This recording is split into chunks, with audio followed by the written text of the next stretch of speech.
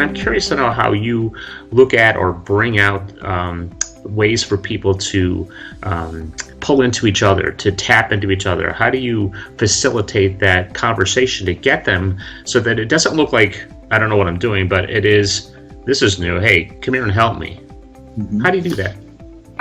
In our company and in a lot of operation environments, you'll have shift change meetings, you'll have daily meetings with teams. And so it's in those opportunities that you talk about maybe issues that happened on the previous shift, things to watch for coming forward, and maybe if things are running well, maybe it's a situation that's brought up that says, hey, as we're going into maybe a time of turnaround where we're doing some more intensive or extensive maintenance or repair or replacement, what are some things that we might look for? What are some things that they do? So I think it's in those opportunities when they're able to have some of that face-to-face time when they can really kind of hone those skills, have those conversations. And again, we're not pulling people away. We're not having formal training events, but it's those 10 or 15 minute conversations that occur naturally within the flow of their work that really help them to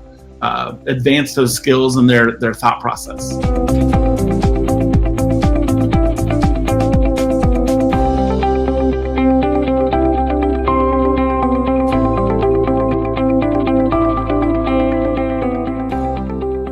Sure. So when I came in, I was a very brand new engineer, and I had an idea that, I had to submit all of my ideas and drawings and everything to management so that they could approve them. My boss and I went over this a while ago, but it became, or just a little bit after I started, it became very evident to me that, something wasn't clicking. And so I kept on asking him and prodding him. He'd tell me, hey, why don't you just go talk to this person? Why are you working on this instead of that? And it came out a little while later that my boss's view was very, very different. And coming in as a junior engineer, you think that you have to prove yourself. And then he told me the secret. At SpaceX, almost everybody is a stockholder. So the adjustment for the worldview that he gave me was, hey, look, you're a stockholder. You should take actions that benefit the company, bottom line. And no matter what you do, if you act in the interest of the company's bottom line, nobody will fault you for it. So that was sort of the adjustment. It was, okay, instead of thinking, I have to get approval for everything, I have to sort of respect the process. Instead, what I said was, what he granted me was the ability to just go out there and just say, hey, I know this is going to be good for the company. I know that this is the priority of the company. I can explain my case pretty thoroughly, and I'll just go for it. If I need to talk to upper management, yeah, go ahead. So just that sort of shift in thinking really helped me in my career.